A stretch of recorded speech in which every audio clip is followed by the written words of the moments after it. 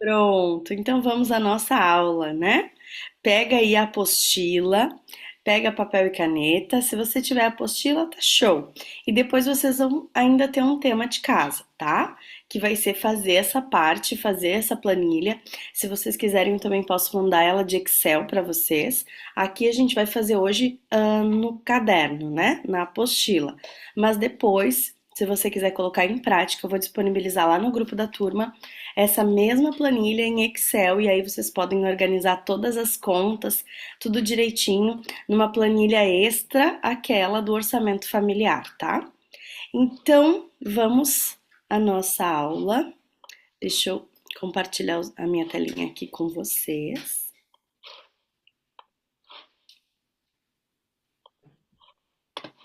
Aqui.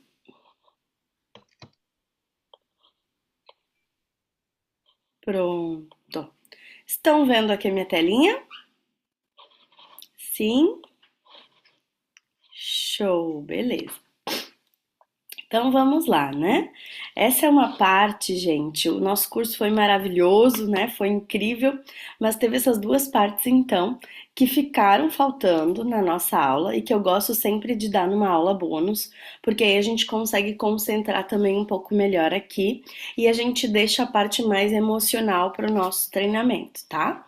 Então essa é a parte de como sair das dívidas, entendendo, avaliando e saindo das dívidas que está lá na página 61, ou talvez esteja na página 63, dependendo do modelo da apostila de vocês, tá?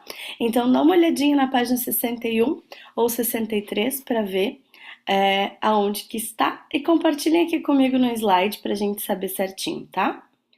A Jéssica tá com a apostila aí, tô vendo. Muito bem. Qual a página? 63. Tá bom, beleza. Show. Então vamos a partir da página 63, tá? Então, quando vale a pena ter um nome sujo? E será que vale a pena? O que vocês acham? Vale a pena ter um nome sujo? Hum? A Andressa tá dizendo que não. A Eliane tá dizendo que não. E aí, Jéssica? Não? E aí, Rafael? E aí, Ramon? Ramon tá na dúvida, eu acho. Não? Será que vale, Rafael, teu nome sujo?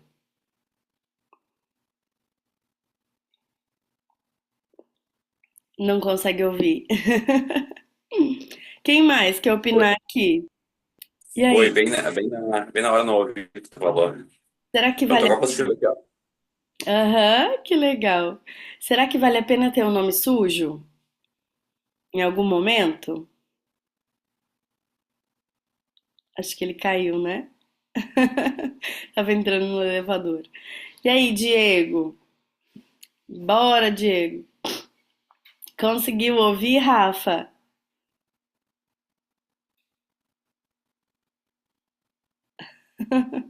Aline, Otana. E aí? E aí, Diego? A Otana tá ali junto. Ah, que lindo. Será que vale a pena, Diego, teu nome sujo? O que que tu acha? Olha, eu acho que não vale a pena, porém tu tem que analisar a situação, né? Caso tu não vai também pegar e se apavorar numa situação, porque o teu nome tá sujo e pegar um problema que poderia ser facilmente resolvido e transformar numa bola de neve depois de impagável, imagino eu. Ok, uma boa resposta. É isso aí que a gente vai ver. Tô vendo a Catiele agora, tudo bem? É sobre isso. Dependendo do tamanho do problema, nós vamos ver aqui algumas opções que vale a pena ter um nome sujo. Mas por um tempo, até conseguir se livrar de uma vez por todas, tá? Então, vamos analisar aqui o nosso material, então, a partir da página 63. Quando vale a pena ter um nome sujo e se vale? Então, a primeira coisa é a gente vai falar dos motivos para não ter o nome sujo, tá? Então era uma pegadinha aqui até para ver se vocês estavam atentos. Então, primeiro a gente vai falar sobre não ter dívidas e te dar vários motivos para não ter o nome sujo. Mas mesmo assim, depois, dependendo do problema, a gente vai falar mais sobre se você tem o nome sujo, o que fazer para conseguir se livrar disso de uma vez por todas, tá? Então, primeiro, não ter um nome sujo é um bom motivo para não ter dívidas, tá? Não ter processos judiciais, penhoras, perdas de bens. Hoje em dia nós sabemos, né? A lei já mudou. Então, se eu tenho dívidas, né? Se alguém aqui está passando por isso aí, uh, hoje nós sabemos que até dívidas de IPTU, por exemplo, a pessoa pode perder o bem, né? E aí, trazendo aqui uma parte do direito, antigamente o bem de família, ele não poderia ser perdido, mas agora e hoje em dia nós temos algumas decisões já judiciais que, dependendo desse bem de família, dependendo até do valor desse bem, já existem casos de pessoas que perderam esse bem de família e aí o juiz disse, não, então esse bem de família vale 1,5 milhão, então vende, fica, paga a dívida de 1 milhão e fica com 500 mil para comprar outro bem de família, né? Então, nós já temos casos assim, de decisões como essas, e exceções na legislação, por exemplo, o IPTU, ele pode ocasionar na perda do bem. Então, hoje nós temos já esse bom motivo aí para não ter dívidas, evitar processos judiciais, penhoras, perdas de bens. Se a gente for entrar aqui também na questão empresarial, processos trabalhistas, né, processos em relação do governo, em relação a impostos. Então, esse é um bom motivo para não ter dívidas. Se sentir digno e honrado, nós vimos, né? Lembra que pagar todas as contas gera crença de merecimento, de capacidade e mexe na identidade da pessoa. Então, ela se sente digna e o contrário traz a indignidade, né? Então, dívidas traz a indignidade e não ter dívidas traz dignidade. Pagar todas as contas traz dignidade e instala um novo drive, uma nova crença. Não ter cobradores batendo na porta. Então, a gente viu até que esse é um dos motivos de alguns traumas da infância, né? Quando alguém viu os cobradores na porta, cobrando pai e mãe, ou pai e mãe pedindo para falar que não tinha ninguém em casa e coisas desse tipo. Então, esse é um bom motivo para não ter dívidas. Ou aquelas ligações, né? Cobrando ligações inconvenientes. 5, não passar por humilhações.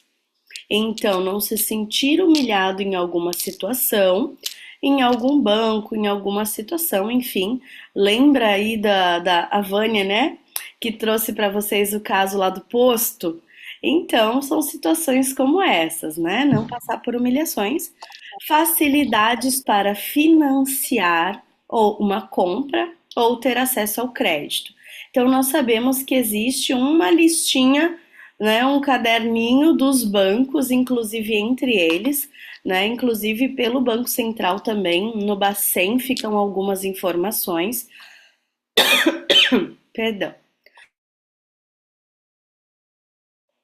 E essas informações, mesmo que a pessoa já tenha se livrado da dívida ou tenha feito um reparcelamento, pode ser que ainda por um tempo, pelo menos por uns 6 meses aí, ela tenha um desafio com acesso ao crédito no mercado.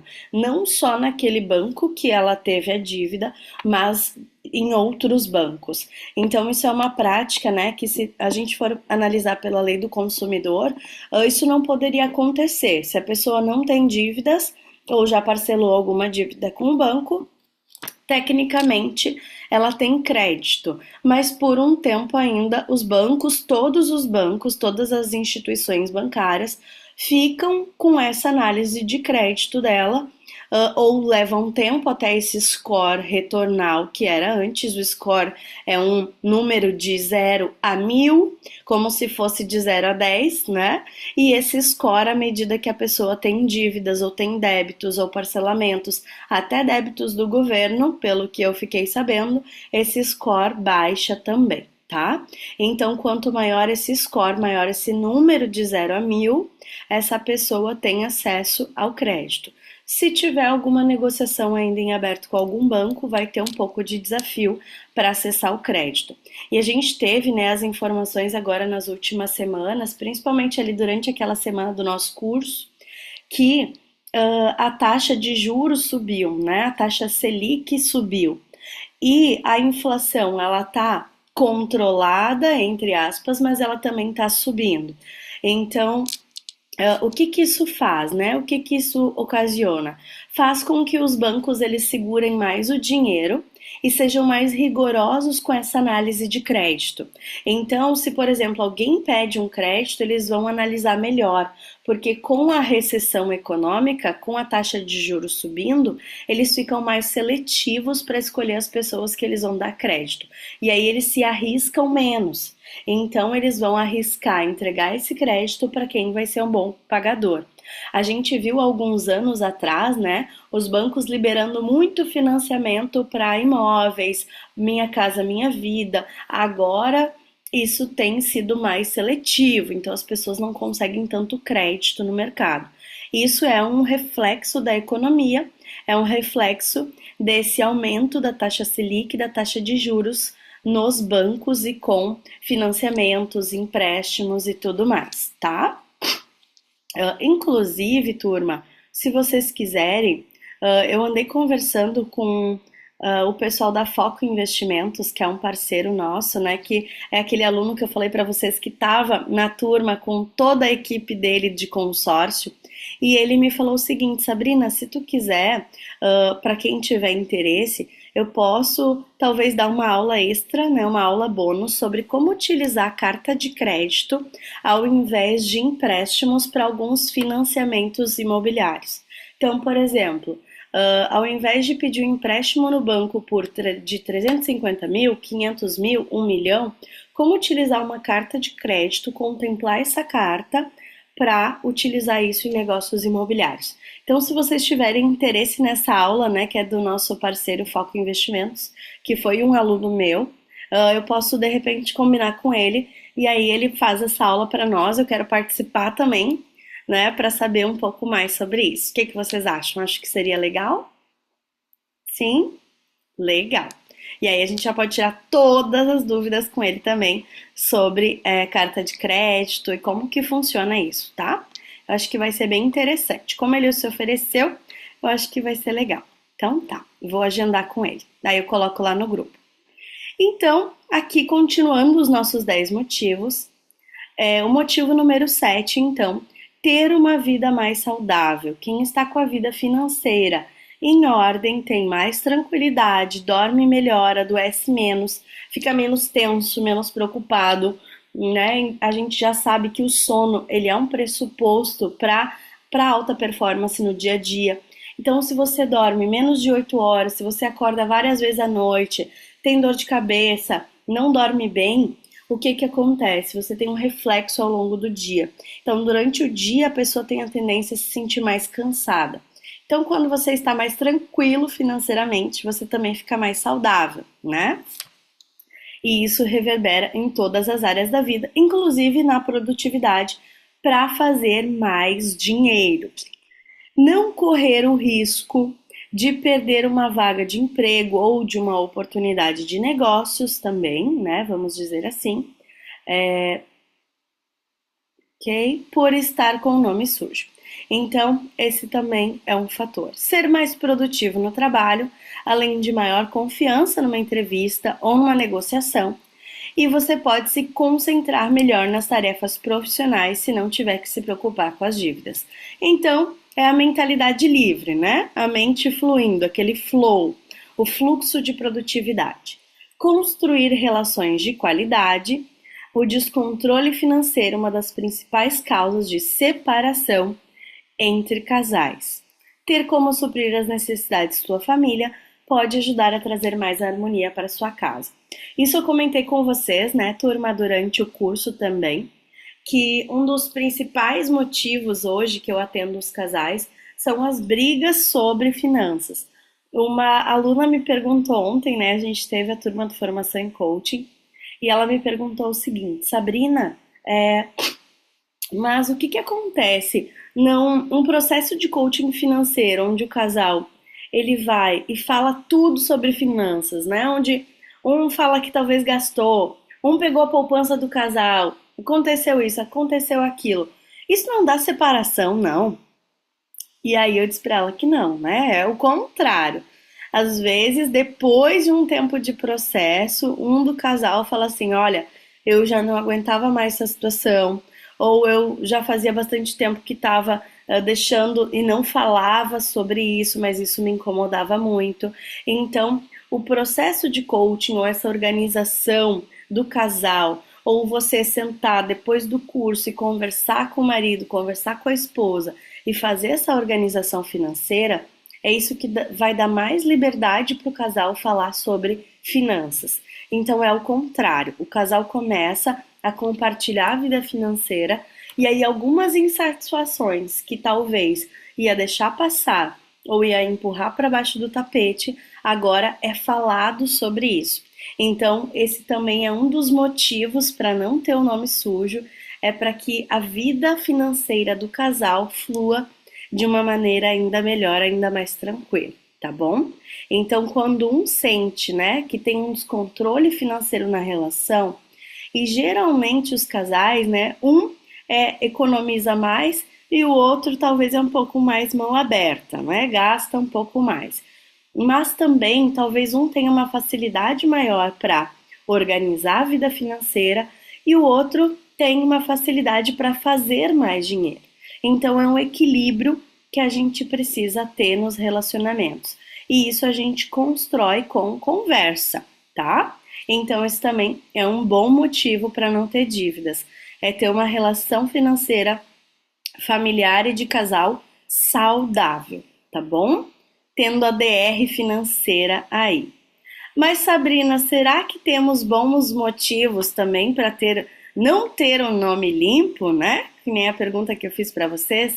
Temos sim, então tem algumas hipóteses, mas lembra, é para organização para depois ter o nome limpo de vez, tá bom? Então, quando não ter o nome limpo? Aqui a gente tem 6 motivos, tá? Então, vamos acompanhar aí, tá na página 63 também? Quem pode me dizer? Sim? Beleza. Então, 6 motivos para não ter um nome limpo. Se não tem crédito, não serão feitas mais dívidas, né? Então, vamos pensar assim, que a pessoa que fez essa dívida, ela não vai ter crédito na praça, então ela vai evitar de fazer mais dívidas. E Paulo Vieira sempre fala isso, né? A mesma pessoa que fez é a pessoa que vai resolver isso. Então, essa pessoa, se ela não tiver esse nome limpo por um tempo, ela não vai ter mais acesso ao crédito.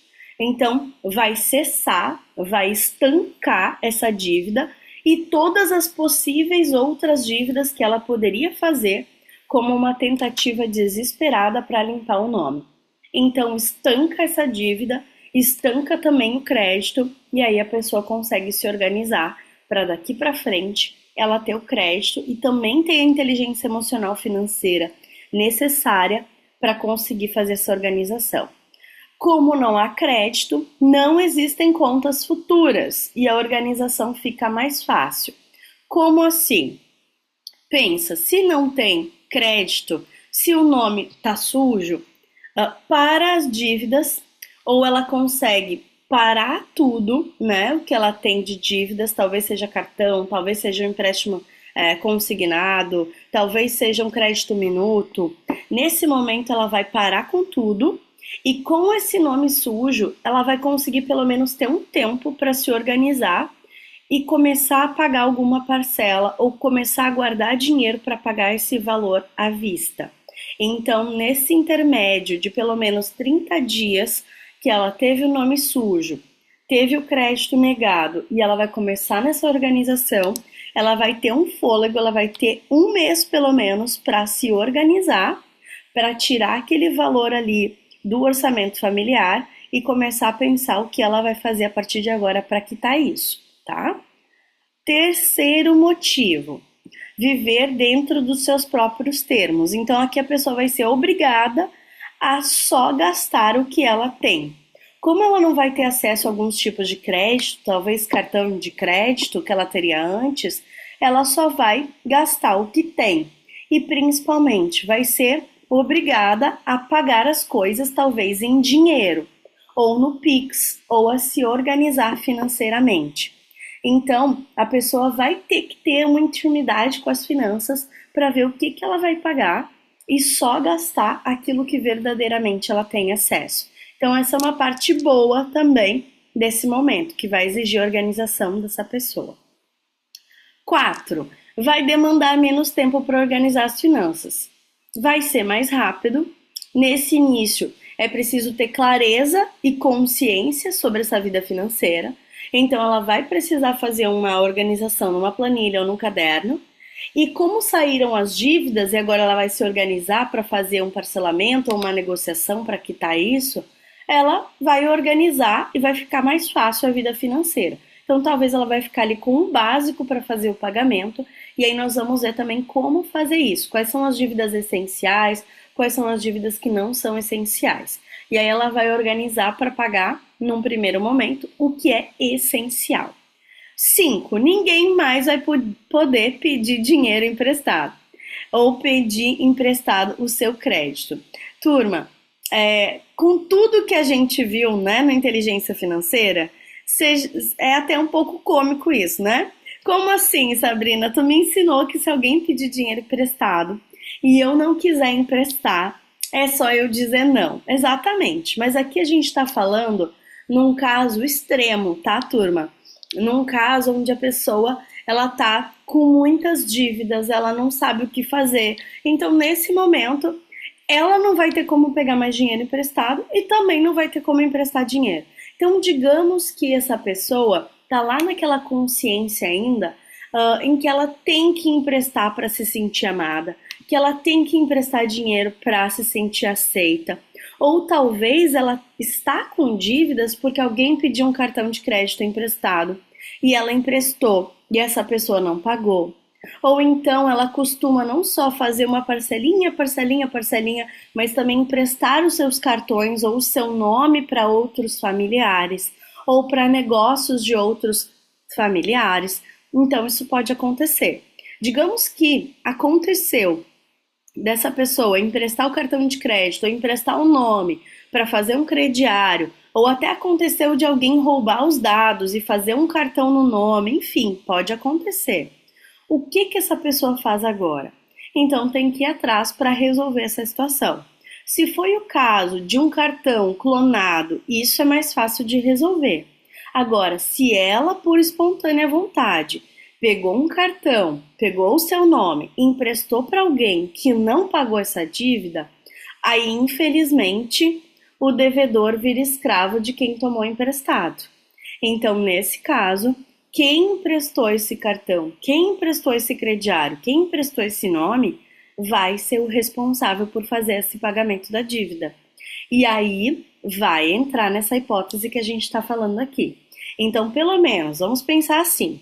Se foi o caso da pessoa emprestar o nome, emprestar o cartão de crédito e alguém não pagou, pelo menos agora ela vai ter um bom motivo para negar se alguém pedir dinheiro emprestado, tá? Mas mesmo assim, esse não é um bom exemplo a seguir, tá? Não é um comportamento ideal de quem tem inteligência financeira, mas vamos seguir. Número 6, o último. Terá que produzir mais dinheiro dentro do mês para pagar as contas. Então, nem que seja pela água batendo na bunda, ela vai ter que sair da zona de conforto.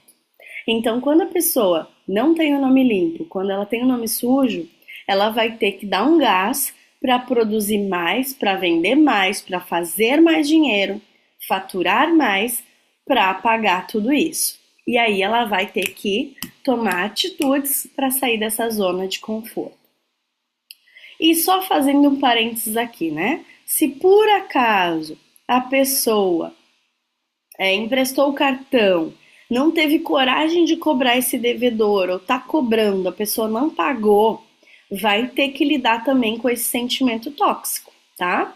Vai ter que liberar um perdão aí, se perdoar por ter emprestado o cartão para alguém, rever esse tipo de comportamento que não está sendo vantajoso, então precisa avaliar esse comportamento, tá?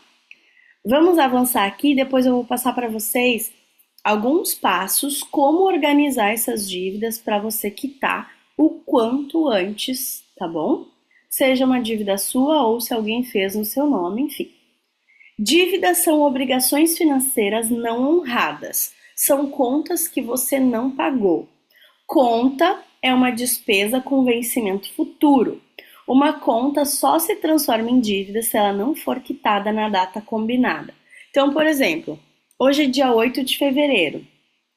Se venceu, hoje é sábado. Se a conta venceu ontem, dia 7 de fevereiro, ela já é uma dívida, porque ela já está atrasada e você não pagou. Se é uma conta de um financiamento imobiliário, financiamento de carro, um consórcio, como nós falamos, e tem tantas parcelas para frente, tecnicamente ela não é considerada uma dívida. Ela é considerada uma parcela. Ela integra para fins de balanço patrimonial, ela entra nos débitos, tá? Então tem lá o valor de um imóvel de 1 milhão. Eu já paguei 500 mil, mas ainda tem uma dívida, ainda tem um financiamento, um parcelamento de 500 mil. Só que esse financiamento, esse parcelamento de 500 mil, ele não está em atraso. Ele tem parcelas a vencer ainda. Então, tecnicamente, não é considerado uma dívida. Mas no balanço patrimonial, naquela planilha que vocês fizeram, vai entrar lá, valor do bem, 1 milhão.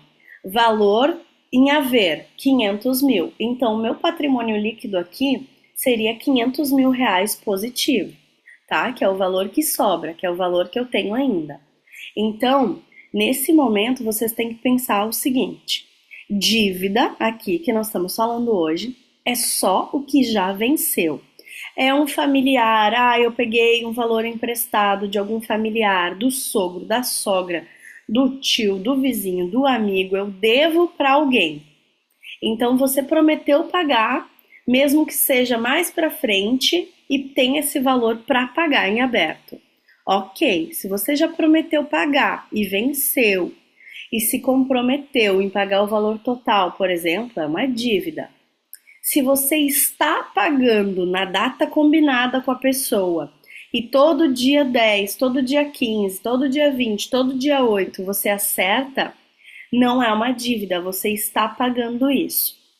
Mas mesmo assim, se você quiser colocar depois nessa planilha para quitar mais rápido ou quitar logo, você pode, tá? Mas lembra, dívida é só aquilo que você se comprometeu em pagar e não conseguiu honrar, aquilo que atrasou, tá bom? Beleza? Tá fazendo sentido? Sim? Tá bom. Vamos lá então. Bora lá. Olha essa frase do Paulo, né? O Paulo sempre fala que existe um labirinto financeiro. E a grande maioria das pessoas tentam vencer o labirinto financeiro como se já soubessem o caminho, né? Mas vivem na tentativa e erro até que desistem. O que isso significa? Vamos olhar para essa figura do labirinto. Lá em Nova Petrópolis, né? Para quem é da Serra aí, lá em Nova Petrópolis tem aquele labirinto. Quem já viu o labirinto? Né? Aquele labirinto de árvores. Quem tá de fora consegue olhar de cima o labirinto e até consegue ter uma noção desse labirinto, aonde que é o meio, qual é o melhor caminho. Só que quem entra no labirinto tem várias entradas nesse labirinto. Você tá aqui, você já entrou no labirinto financeiro. Então você tá no meio do labirinto. E aí, pega o lado direito. Eu acho que é por aqui. E aí esbarra no muro lá, na árvore. Tem que fazer o quê? Tem que voltar todo o percurso e agora ir para o lado esquerdo. E aí você foi pelo lado esquerdo. E aí encontrou mais 2 caminhos. Então, o que acontece? A maioria das pessoas, elas andam assim no labirinto. Elas não pedem ajuda de quem está lá fora. E agora? É que lado? Elas não observam por onde estão vindo as pessoas que já percorreram o labirinto e já chegaram lá, que já ultrapassaram isso. Então, talvez você hoje tenha um mapa, você tem ferramentas poderosas. Você pode se organizar, você pode planejar o caminho. Então, antes de sair agindo por tentativa e erro e voltando sempre 10 passos, 10 casas, antes de chegar no final desse labirinto, para pegar o pote de ouro, você pode parar e planejar suas atitudes. Para onde eu vou para sair dessas dívidas, ou para reduzir um custo, ou para aumentar os meus ganhos, ou para conseguir guardar mais dinheiro. Então, olha só, hoje no Brasil, os juros bancários são maiores do que o mais cruel agiota da máfia de Nova York na década de 20. Nós sabemos que os mafiosos, né, os agiotas na década de 20 em Nova York, eles matavam, eles eram cruéis, eles arrancavam pedaços das pessoas que não pagavam as suas dívidas. E hoje os juros bancários no Brasil, eles também mordem. E eles mordem muito. E eu quero que você me diga quais são os juros do seu cartão, do cheque especial, do crédito minuto, e dos seus juros bancários. Então, nós vamos analisar isso daqui a pouco. E aí, lembra que nós falamos sobre o investimento que dá 1% ao mês, hoje é um bom investimento, agora que aumentou a taxa Selic, né? A gente consegue ter até investimentos de 1,5, 1,08 ao mês, 1,1 ao mês. Então, a gente consegue investimentos de renda fixa com uma maior rentabilidade. Só que os juros, eles são absurdos no Brasil. Nós temos alguns juros que chegam a 500% ao ano. Então, a gente vai ver hoje quais são os nossos juros atuais. Quem paga juros de dívidas bancárias jamais ficará rico. Quais são os juros do seu cartão? E olha só, eu quero te instigar aqui a pensar o seguinte, tem gente que me perguntou lá na sala também, né? Lá no curso, Sabrina, se eu tenho um valor guardado e tenho uma dívida, será que eu guardo esse dinheiro ou pago essa dívida? O que eu faço? Eu invisto ou pago a dívida? Gente, se é uma dívida que tem um juros absurdo rolando, pega esse dinheiro e paga logo essa dívida. Porque aí os juros não estão a seu favor, eles estão contra você. E aí você está lá ganhando 1% ao mês no rendimento, com 5 mil guardado, e tem 5 mil de juros de dívida no cartão de crédito, com juros de 500% ao ano.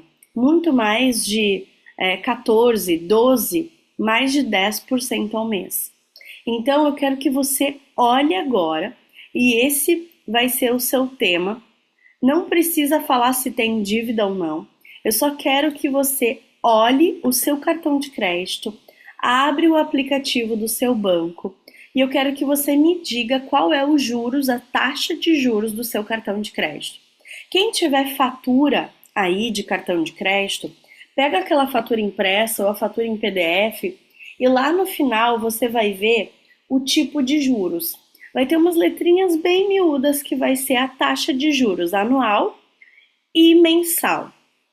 Então eu vou dar um minutinho para você pegar essa fatura e olhar esse valor. Qual é a sua taxa de juros? E se você tem na sua conta aquele limite extra de conta que nós chamamos de crédito minuto ou cheque especial, que é um extra da conta, se entra alguma coisa na sua conta e você não tem dinheiro e o limite da conta cobre isso, então você vai lá e olha também, porque esse valor é ainda maior do que os juros do cartão, tá bom?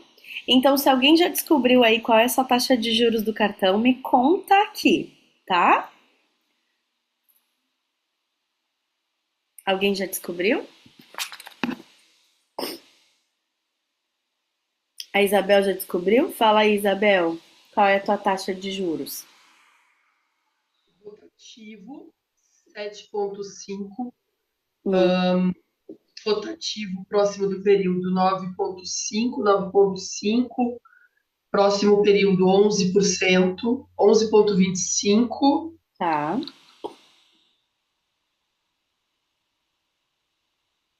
ok, ele me mostrou aqui nesse momento. tá, ok. Olha só, o Ramon tá dizendo que do cheque especial aqui, que é aquele extra da conta, né? 7,45 ao mês. Olha só, é menor do que o cheque especial da Isabel, né? Que eu acho que ela falou que era 11,5%. Mas ainda assim, como? Esse é do cartão de crédito. Do cartão de crédito, tá. Mesmo assim, gente, é muito alto. É 7,45 ao mês. Então, um dia que talvez você esqueça de pagar essa fatura, um dia que você não agenda e esquece, você paga 7,5% sobre o total dessa fatura. E quando que você vai ter 7,5% de rendimento? Talvez você teria que esperar um ano para ter um rendimento como esse em alguma outra aplicação. Então é muito importante que vocês tenham essa consciência que tem que ser pago todas as contas em dia. Então o ideal é que vocês naquela planilha lá das contas, ou que você tenha talvez uma outra planilha, ou tenha em casa uma caixinha com as datas, ou aquelas pastinhas sanfonadas. Sabe aquelas pastas sanfonadas que dá para botar de 1 a 30, de 1 a 31? E vai olhando todo dia para ver quais são as despesas, quais são as contas que tem que pagar naquele dia, para não correr o risco de pagar algo atrasado e pagar juros. Nós temos hoje seguros, condomínio, até alguns tipos de aluguéis, aluguéis de imóveis, aluguéis de negócios, aluguéis de empresas, salas comerciais, que os juros de atraso chega a ser 10%. Tem alguns contratos que eu já vi de locação que tem uma multa de 10% mais juros de tantos por cento por dia de atraso. Então é muito importante que você cuide as datas, os vencimentos.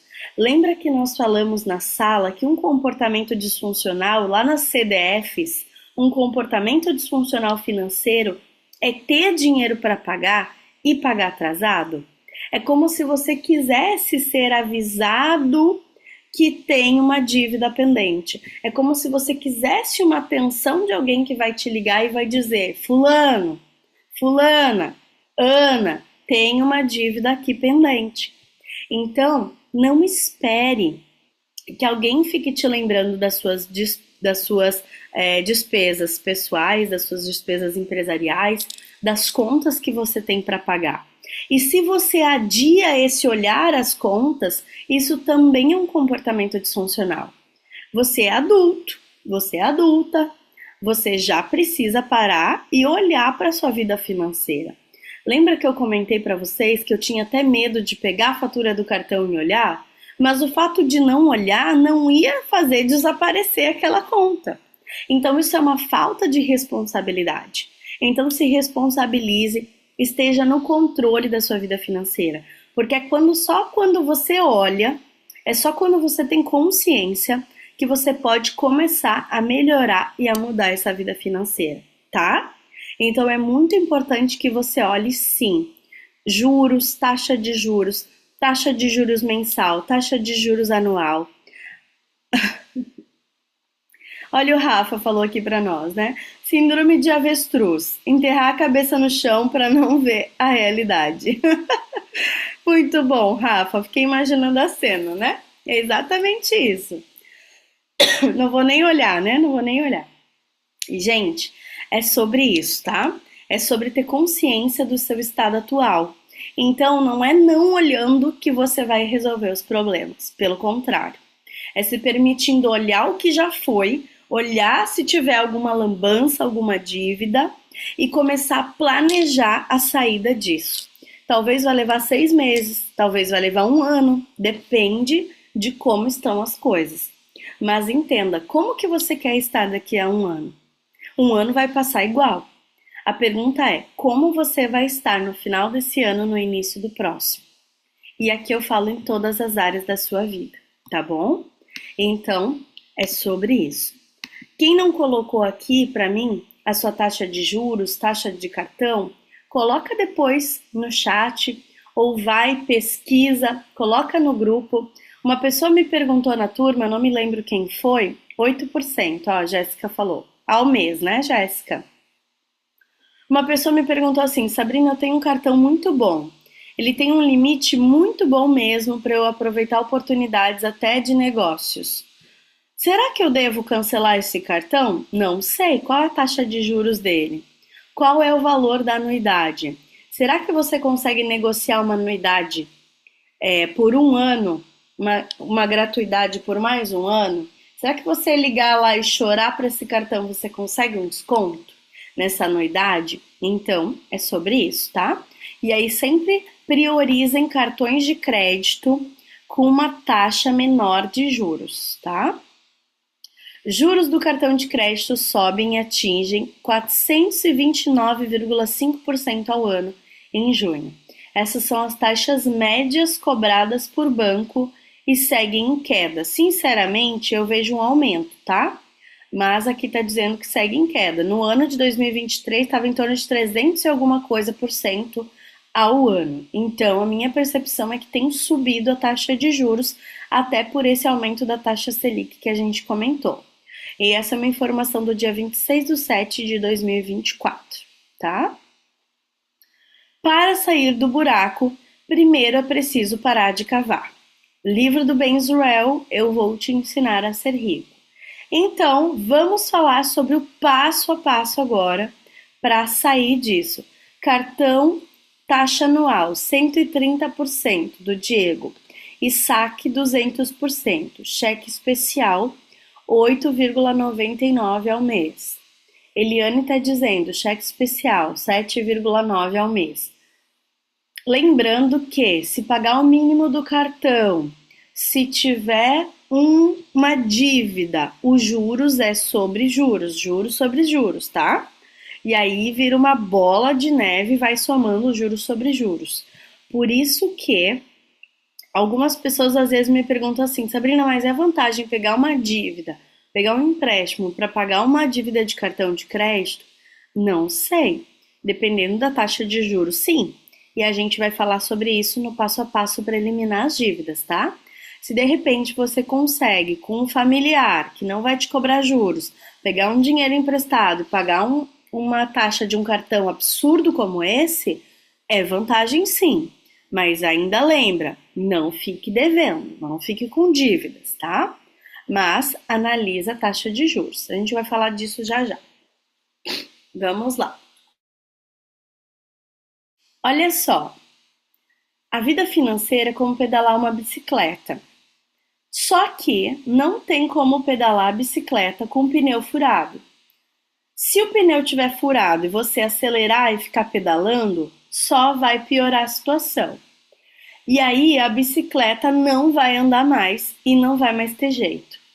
Então, se furou o pneu, o que eu preciso fazer? Parar e trocar esse pneu. E assim também é a nossa vida financeira.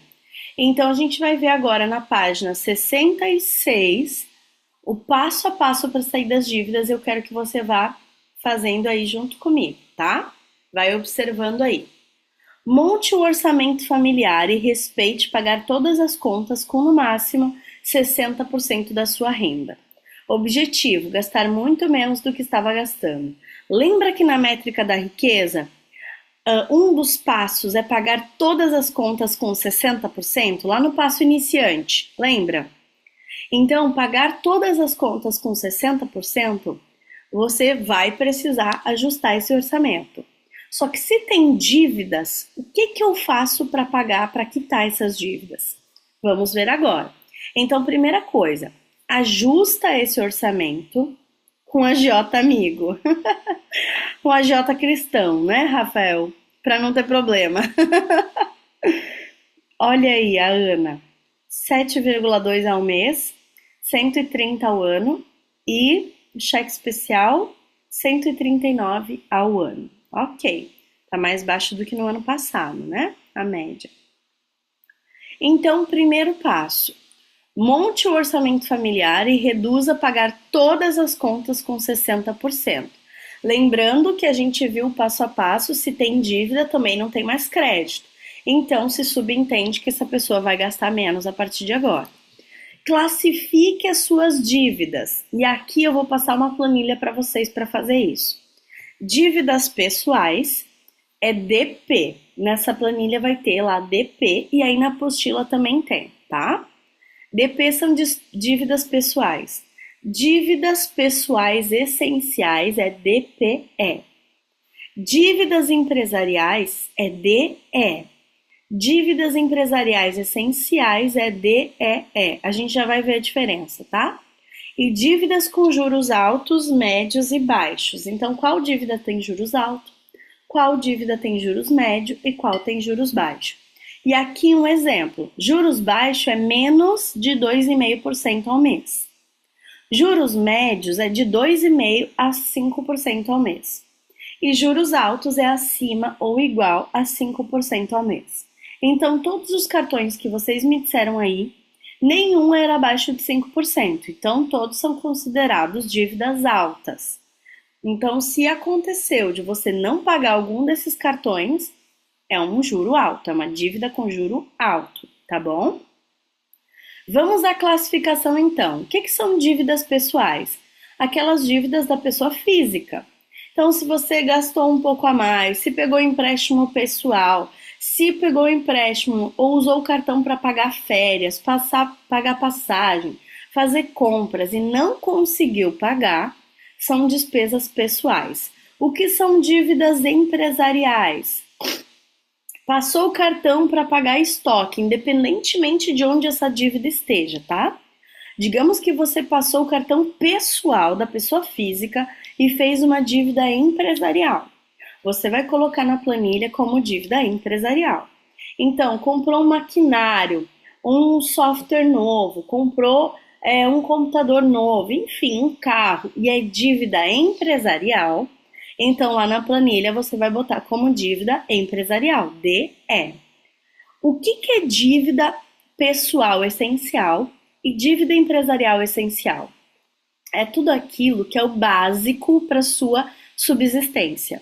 Então, é o aluguel de uma sala, se for dívida empresarial, são os seus funcionários, seus colaboradores, a luz, a internet, a despesa para o café, para atender os seus clientes. Isso é despesa essencial empresarial. E as dívidas essenciais pessoais, o que são elas? Aluguel, condomínio, comida, mercado. Então, são as dívidas pessoais essenciais. Então, por exemplo, digamos que tem uma conta vencida de luz da sua casa. Essa é uma dívida, se venceu, é uma dívida. Essa é uma dívida pessoal essencial. Digamos que tem uma dívida da conta de luz, uma dívida do condomínio e uma dívida do IPTU e uma dívida de uma lojinha que você comprou, um carnê. Qual é a prioridade? Pagar o que primeiro? Uma dívida essencial. Ainda que nós tenhamos uma dívida pessoal com um juro mais alto. Então, nós vamos qualificar essas dívidas agora. A prioridade é o pagamento de dívidas de coisas essenciais, como aluguel, comida, luz, condomínio. Isso é o básico, isso é o essencial, para não ser despejado, para manter uma sala comercial, para manter o negócio funcionando. Agora, depois de pagar o essencial, aí nós vamos para a parte das dívidas. E aí, qual dívida que eu pago primeiro, Sabrina? Aquelas com os juros mais altos. Então, depois que você qualificou e preencheu o mapa das suas dívidas, lembrando que dívidas é tudo que já venceu. Então, você bota aqui tudo que já venceu. Dívidas pessoais e dívidas empresariais. Então, quem é o credor? Digamos que é o condomínio, é a empresa que está me locando uma sala comercial, é a CE, a conta de luz, a RGE.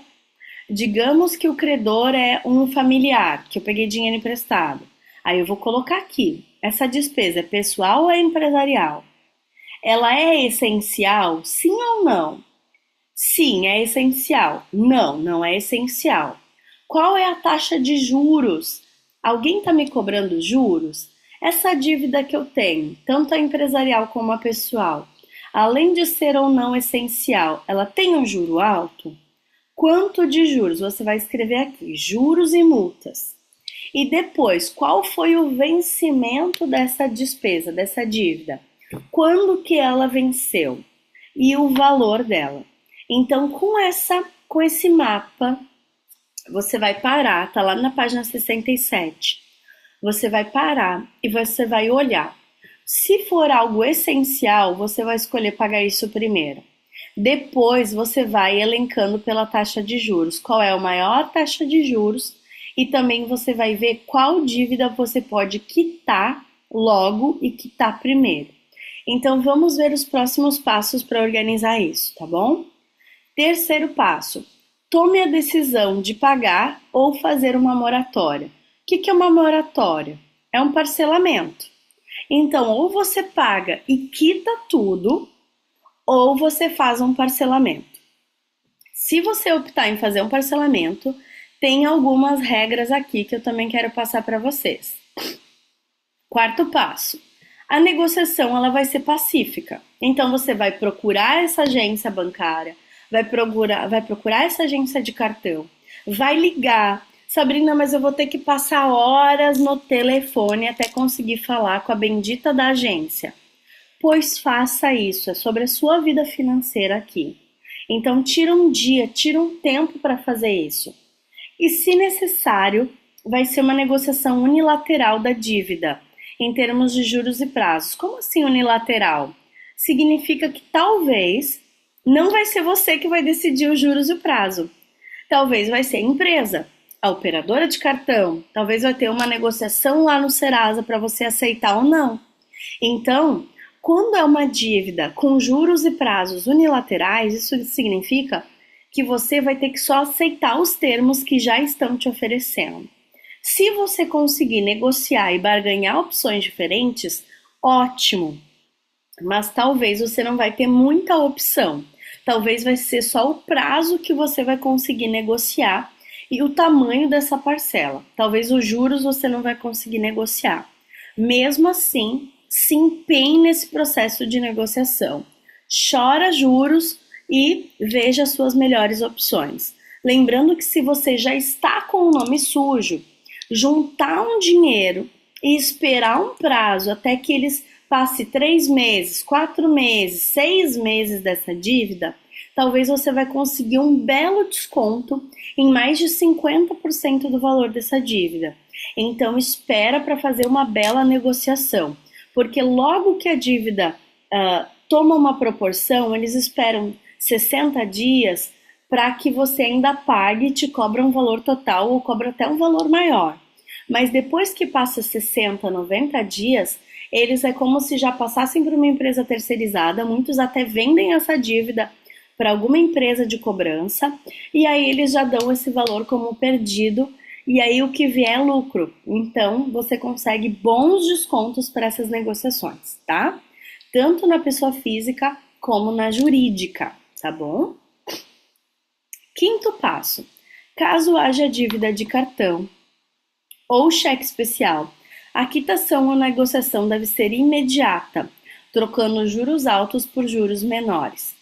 Então, se você tem juros de cartão, essa dívida tem que ser paga rápido, tem que ser logo. Essa negociação tem que ser feita logo. Corre e negocia logo. Algumas observações importantes aqui para essa negociação. Só se comprometa a pagar uma dívida no cartão de crédito ou cheque especial se você puder quitá-la em até 3 meses ou um pouco mais. Como assim? Digamos que você tem uma dívida e vai usar o cartão de crédito para pagar essa dívida. Tem lá um limite no cartão de 5 mil, 10 mil e tem uma dívida de 10 mil. E você vai pegar esse cartão, vai passar para quitar essa dívida. Só faça isso se você puder em até 3 vezes ou 3 meses ou em uma mais 3 parcelas quitar tudo isso. Porque lembra, a pessoa que fez uma dívida é como se estivesse fazendo outra. E a dívida, os juros do cartão de crédito, ele é muito maior do que provavelmente essa sua dívida. Se não for, ok. Mas ainda assim, os juros de cartão de crédito são extremamente altos. Então, só faça isso se você no seu planejamento conseguir quitar em até 3 meses ou um pouco mais, não mais do que 5, 6 meses, tá bom?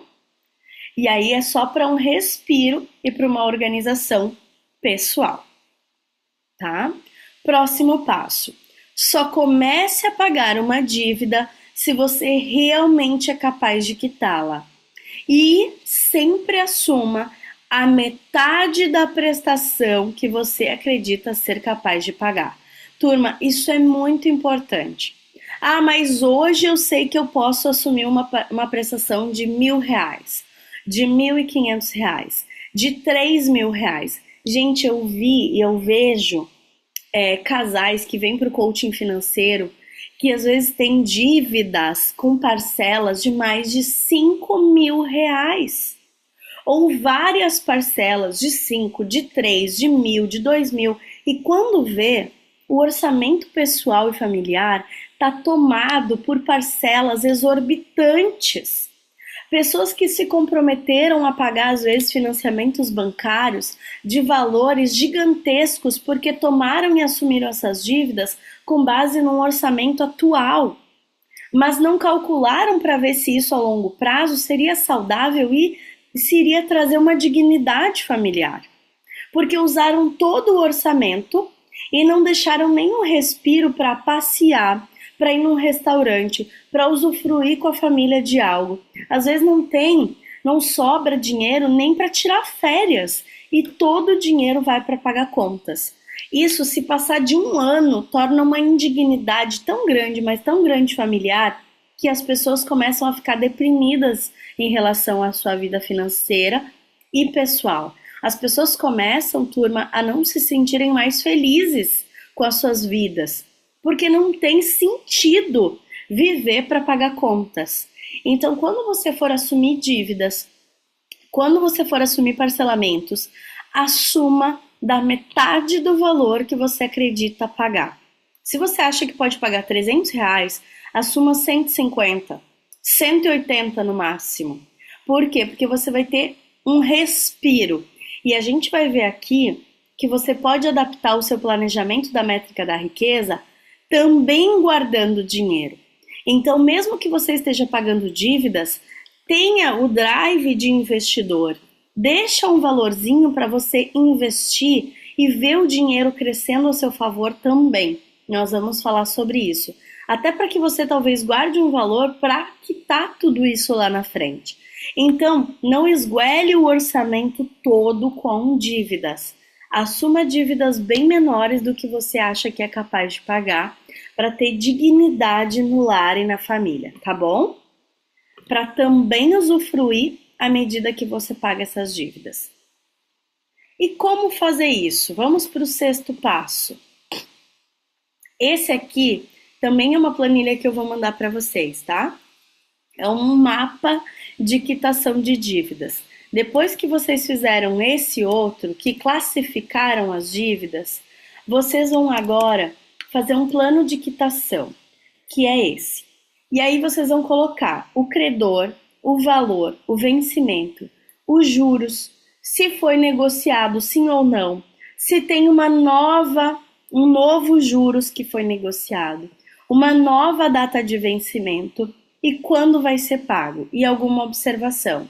E você vai fazer isso com dívida 1, 2, 3, 4 e quantas você tiver. E vai fazer um mapa de quitação de dívidas, porque nesse momento você vai saber exatamente em que mês você vai se livrar de tudo isso. Lembrando um outro passo importante, que como você vai sair da zona de conforto, você vai começar a fazer mais dinheiro. E fazendo mais dinheiro, pode ser que você se organize e quite antes. Ok. Se você quitar antes, ok. Mas você vai pelo menos ter uma previsibilidade mínima de quando essa bola de neve vai acabar. E isso também vai te dar paz financeira, tá bom? Vamos para o nosso último passo e aí eu vou abrir para perguntas.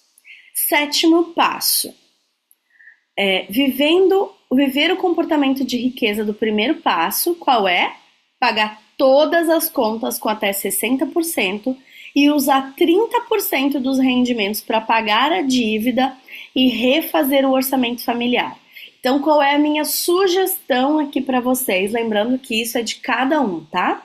Se você tem dívidas, a minha sugestão é que você coloque 60% para pagar todas as contas, invista 10% e use todos os outros 30% para quitar as dívidas, tá bom?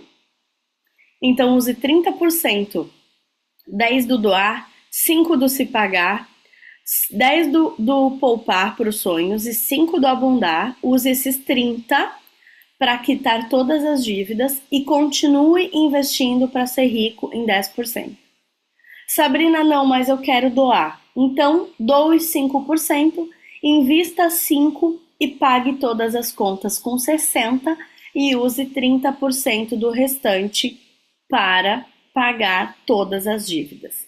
Depois que você pagar tudo, e à medida que você for quitando, por exemplo, reduziu para 25%, aí você investe 10%, doa 5% e vai aumentando os percentuais, tá? Então, se você tem dívidas, como que fica a sua métrica da riqueza? 60% para pagar todas as contas, 10% para investir e 30% para pagar dívidas. Sabrina, eu não consegui reduzir para 60% as contas. Então, vai ajustando isso até que você consiga. Mas começa a guardar um montante para quitar as dívidas. Mesmo que o investimento renda menos de juros do que as outras dívidas, sim, mesmo que o rendimento seja menor do que o valor dos juros das dívidas. Por que, Ramon? E por que, turma? Para que você saiba que você é uma pessoa que investe. Para que você saiba que você está vendo na sua conta o dinheiro crescer. Mesmo que você tenha tirado de outras coisas. Sabrina, mas então quer dizer que daí eu não vou ter o dinheiro da abundância? Eu não vou ter o dinheiro para me pagar? Temporariamente você não vai ter esse dinheiro. Por quê? Porque você já gastou tanto, já abundou tanto e gastou tanto, que é por isso que você tem dívidas. Então agora você não vai se pagar mais, até você quitar isso. Porque você já se pagou muito, tá? Então, se alguma lambança foi feita aí, lembra de separar pessoa física de pessoa jurídica, mas se você já se pagou demais, agora é o momento de você segurar as rédeas das suas finanças e quitar essas dívidas. Continue investindo, nem que seja 1%, nem que seja 5%. Continue investindo para implementar aí esse mindset de eu sou investidor. Mas mesmo assim, usa esses 30% para pagar as dívidas. E aí aqui as dívidas não vão entrar nas despesas. Você vai saber que aqueles percentuais são para quitar dívidas. Então, você pode tirar aí das contas das despesas pessoais e familiares o valor que realmente é conta e o valor que é pagamento de dívida, tá? Entendido isso? Alguma pergunta sobre isso? E o oitavo passo, né, o último, ganhar muito mais dinheiro. Não há desculpas para não planejar suas ações financeiras. Tá na hora de parar e organizar um verdadeiro plano para quitar as dívidas e para sair delas e para fazer muito mais dinheiro, ganhar dinheiro, fazer dinheiro, make money e continuar prosperando. E depois, com tudo, esse valor que você tinha aí pagando dívidas, aí sim, você joga na métrica. Se quiser aumentar os investimentos, você vai aumentar e por aí vai, tá? Esse valor de pagamento de dívidas entraria em algum lugar da planilha?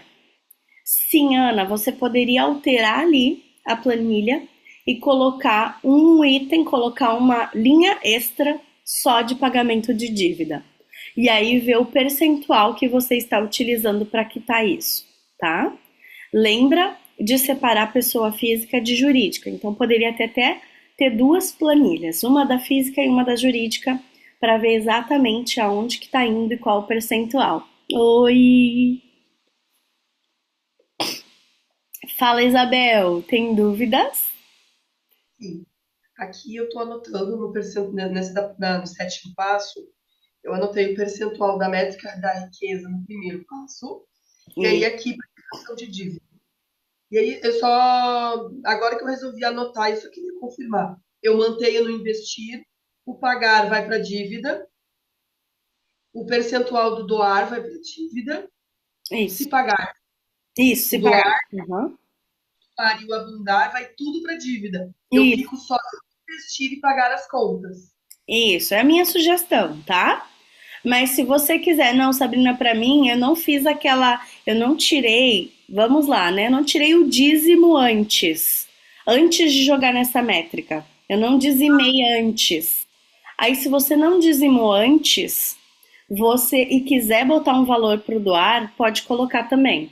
Aí divide esses percentuais. Aí pode colocar um valor para doar, que talvez antes de pagar essas dívidas, você não vai conseguir doar 10%, talvez seja 5%, talvez vai dividir o investir, ou talvez vai usar um pouco menos para as contas, vai apertar esse orçamento e vai fazer sobrar para doar? Pode ser também, tá? Mas aqui eu estou considerando que você já dizimou e agora jogou na métrica. Aí deixa 10% para investir, 30% para pagar dívidas e 60% para as contas, tá? Que eu tenho, né? Isso como forte, que o dízimo precisa ser o primeiro, eu sempre, independente do momento em que eu estou, que eu entendo que isso faz parte de uma questão espiritual, uma Isso. questão enfim, foge da. Não quero entrar no mérito, né? Mas eu vejo que se eu estou tendo todo o recurso para conseguir quitar as dívidas, pagar as contas, dentro do que eu creio, aquilo que Deus me deu, então eu entendo que sim, eu tenho que primeiro retornar aquilo que ele me deu. Mas show, entendi. Isso, então se eu tenho isso como um princípio na minha vida de honrar ao Deus que eu sirvo, isso é uma primícia, é o que vem em primeiro lugar, antes de jogar nessa métrica, já dizima. Aí depois, o 100% que sobra, que seria 90 é melhor do que 100, os 90 que sobra vira o 100%, que daí eu vou jogar aqui na métrica, tá? E aí, se você vive isso como um princípio no seu espiritual, lembra que você está honrando também ao seu Deus. Então, é ainda mais provável que você quite o quanto antes todas essas dívidas, tá? Beleza? Faz sentido? Faz dois sentidos, inclusive, fica como uma colocação no período em que eu criei dívidas, né? Não vou, todo mundo aqui passa por isso. Foi exatamente um período onde o meu espiritual estava lá nos pés. Então, por muitas vezes eu contava historinha para mim mesma, não, Senhor, o Senhor sabe das dívidas, eu quero ter honrado as pessoas, darará. Isso vai virando uma bola de neve. Em 2024, eu e meu esposo, a gente se posicionou que primeiro era o dízimo, depois a gente viu o que ia acontecer. E É, o legal. 2024 foi o ano mais, a gente teve abundância, pagou dívidas, organizou vida financeira, faltou um pouquinho, mas é porque faltou foco e energia. Eu não tinha feito o IF. Yes, agora já tá feito. E, gente, deixa eu falar uma coisa pra vocês, até na minha história, né? Eu já passei por várias histórias, né? E o que que eu observo? Que é exatamente isso que a Isabel falou. Muitas vezes essas dívidas são feitas, às vezes, por não viver um princípio espiritual ou por não ter uma organização financeira. Então, se lá atrás você não tinha uma organização, não destinava um percentual para cada coisa, foi aí que a bagunça começou. Então, do jeito que a bagunça começou, não é o jeito que a bagunça vai terminar. E para que você termine com a bagunça que começou errado, você precisa começar certo. Você precisa começar do jeito certo, se posicionando. Então, acredite, se você começar a se organizar, as coisas vão acontecer. Talvez hoje você ainda esteja instalando crenças, né? E eu vi que o Rafael colocou ali no grupo, lembrando do exercício da página 86 de por 21 dias, ler em voz alta, né? Repetir os exercícios da nova comunicação.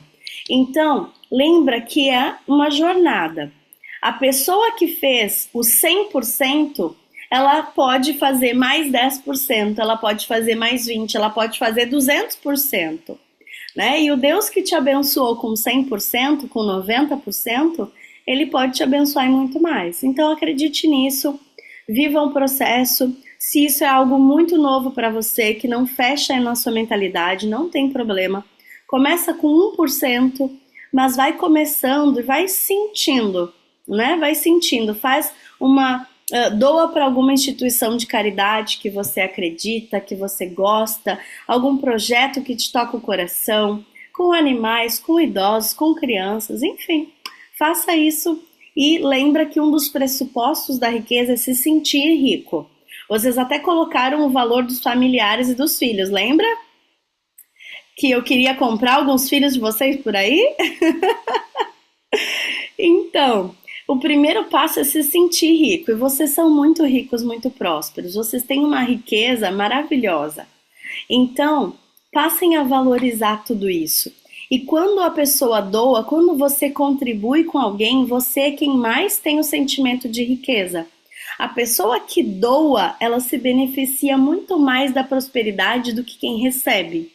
Porque pode ver, quando alguém doa algo, quando vocês ajudaram lá aquelas 2 instituições, eu fiquei muito emocionada vendo os vídeos, né? Por quê? Porque é a certeza, nossa, eu sou tão próspero, mas tão próspero que eu sou um abençoador de vidas. E isto instala também crenças de riqueza e de prosperidade, tá? Então acredite nisso. Mais alguém tem dúvidas? Dúvidas sobre esse assunto até aqui? Lembrando que a gente tem mais uma aula sobre metas e objetivos e visão de futuro, tá? Tá bom? Que a gente vai definir as datas aqui. Até eu quero sugestões de vocês para as próximas datas. Vamos tirar uma foto de hoje? Vamos causar inveja no povo? Sim? Então abre a câmera aí. Vai se embelezando, passa aquele perfume de riqueza. Ana, Fabi, Catiele, agora eu tô vendo, Marcilene, Lauren. Vamos tirar uma foto? Não fica de fora da foto.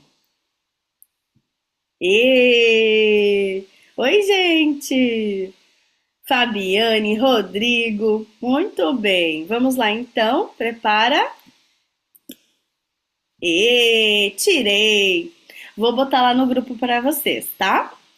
Mais alguma dúvida, gente? Estou aberta a dúvidas. Temos uns minutinhos ainda. Sabrina, Oi. eu tenho. Bom, eu sei que na verdade adulto faz o que é preciso, adolescente, criança que faz o que quer, né? Mas eu confesso que eu tenho uma resistência a fazer planilhas, né? Assim, botar na ponta do lápis. E isso que é o que tem me causado ao longo dos anos, né? Às vezes um descontrole, né? Eu noto também que a minha esposa, que está aqui do meu lado, também tem um pouco da resistência de fazer planilhas, né? Então, vou tentar fazer uma planilha familiar, depois a empresarial. Eu estou fazendo uma consultoria com o Sicredi, desculpa, com o Sebrae também. Uhum. Mas para quem tem preguiça de fazer as planilhas, tu acha mais viável também começar no diário, na agendinha, e depois ir passando para a planilha? Tá. Vou responder essa pergunta conhecendo um pouquinho do Rafael e imaginando o tamanho desse Rafael, desse potencial que tem aí, tá? Eu te diria, falando pra ti agora, começa direto nas planilhas, porque vai ser um pouco mais sofrido, mas depois tu já vai pegar uma praticidade muito maior. Agora, como que eu responderia não sabendo do potencial do Rafael? Pode começar no caderno. Só que o caderno vai doer também, porque vocês não estão acostumados a fazer isso. Vai ser bem trabalhoso e depois vai ser mais trabalhoso ainda passar para as planilhas, tá? Então, entendendo um pouco do teu tamanho, do tamanho da empresa, daquilo que está por vir na tua vida, eu diria, já começa nas planilhas. Ou contrata uma boa coach financeira aí que faz as planilhas contigo. Se vocês tiverem, gente, um financeiro da empresa, e de preferência um financeiro bem conforme, delega essa parte para o financeiro e aí depois pega essas planilhas para o financeiro só para olhar, para conferir, para ajustar, mas já antecipa isso com alguém do financeiro.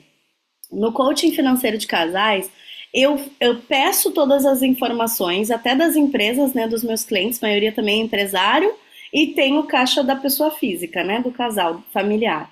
Então, eu peço todas as informações, fatura, cartão, boleto, tudo, eles me mandam e eu faço essa separação de PJ e PF, ou eu junto tudo em uma, duas planilhas e depois a gente vai dizendo, tá, mas o que é isso? O que é aquilo? Que é isso aqui dentro desse cartão? Me explica o que é esse gasto aqui. E aí eu vou fazendo essa parte junto com os clientes, tá? Então é uma parte chata, mas que é necessário.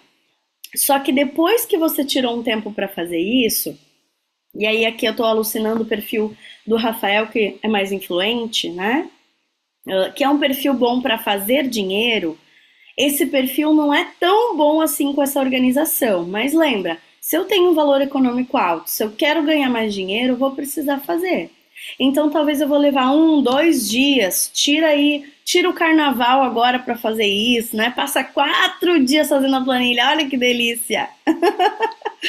Sabrina, eu vou levar 1, 2 dias, talvez 2, 3 manhãs, não tem problema, mas tira um final de semana, tira um momento para fazer isso. Vai ser desgastante, para, depois a cada 30 minutos, 40 minutos, para, levanta, vai dar uma esparecida, volta, senta de novo, se concentra, mas é muito importante que vocês façam isso, tá? É muito importante tirar esse tempo. Respondido? Tá? Fala, Isabel. Show. Feita uma planilha que tu possa nos encaminhar assim como uma inspiração para que se possa ter aquelas contas fixas e as variáveis. Tá. Mas eu penso, se tu tiver alguma coisa que tu queira compartilhar, eu vou ser muito grata. Inclusive, eu fechei minha agenda hoje para atualizar a minha e organizar a minha. Mas se tu tiver uma para mandar, de repente eu vejo, eu atualizo a minha e só faço os dados. Ou alguém tira. Eu imagino que vai ter mais gente gostando da ideia, né? Tá. Eu tenho aquelas planilhas que eu já compartilhei com vocês no curso, que é a do Paulo, que tem a métrica, mas tem uma planilha que é minha também, que é uma planilha monstruosa, não se assustem, monstruosa só porque ela vai até embaixo, porque tem vários itens ali, que foi uma planilha que eu construí para repassar para os clientes, né, e para os meus alunos, então eu vou compartilhar com vocês também.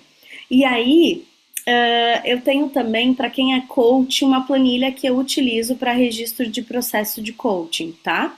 Então ali tem várias entradas, cliente A, cliente B, cliente C, e aí depois as despesas empresariais. Vocês podem ajustar isso aos negócios de vocês também. Então, eu posso passar essa também, tá? Que é uma pessoal, uma empresarial e as planilhas do Paulo. Além das planilhas de dívidas e as planilhas de metas e objetivos que a gente já vai usar na próxima aula, tá? Então tem planilha para tudo, minha gente. Eu só vou pedir para vocês, eu vou provavelmente passar perto da 1 hora, porque daqui a pouquinho, às 11 horas, eu tenho um outro compromisso, e aí eu vou ficar nesse compromisso e depois, quando eu sair, aí eu passo para vocês, tá? Combinado? E aí eu quero ver todo mundo fazendo planilha, me printando e me mandando mensagem lá no Instagram, me marca no Instagram com todas as planilhas, tá bom? Sabrina, Oi? eu mandei no grupo um fluxo de caixa diário para 12 meses que uma consultora do Sebrae me mandou. Aí depois, se puder opinar, ver se ela é prática, se ela é muito difícil de lidar. Bom, Tá, obrigado. pode deixar. Legal, muito bom. Mais alguma pergunta? Andressa tem pergunta? Não? Jéssica tem pergunta? Não? Ramon? Acho que objetivos eu vou perguntar mais. Tá. Beleza, então, meus queridos, vamos finalizar então. Um excelente final de semana. Foi muito bom ver vocês de novo. Já estou com saudades. Lembra de mandar todo mundo para nossa próxima turma. A gente já tá quase com a turma cheia de março, viu? Eu tô bem feliz. Vou pedir pra Vânia para ter uma turma por mês, hein? Então, tô muito feliz. E contem comigo, tá? Quem quiser chamar no privado também. Ontem, na nossa turma de formação em coaching, eu sei que a Ana, que está aqui, estava na turma, né? Algumas pessoas estavam lá. E essa turma, a gente teve uma condição especial para coaching financeiro individual. e coaching de casal. Então tem um desconto bem bom. Se alguém quiser aproveitar, me chama no privado que eu mando a proposta para vocês, tá bom? Certo? Um super beijo e vou abrir a votação para a nossa próxima aula ali no grupo. Então, se vocês já quiserem votar ali, aí a gente já vê um dia da semana ou um sábado. O que vocês acham? Melhor sábado ou é melhor final de semana? Dia de semana. Sábado é bom também. Tanto Sábado é faz. bom? Ó, não sei se é para essa semana que vem, mas tem a questão do CIS, né? Eu vou considerar. Não, é a partir da próxima daí, né? Ali pelo dia 22 ou dia 24. Dia de semana, tá? Eu vou fazer assim, eu vou colocar 3 opções de datas e horários ali para vocês no grupo e aí vocês vão votando, tá bom? Eu vou deixar salva essa gravação aqui para quem não pôde participar e depois também vou disponibilizar para vocês lá no grupo a gravação, tá bom? Beleza? Um beijo, meus queridos. Fiquem bem e tenham um final de semana próspero. Rico, muito rico. Beijos.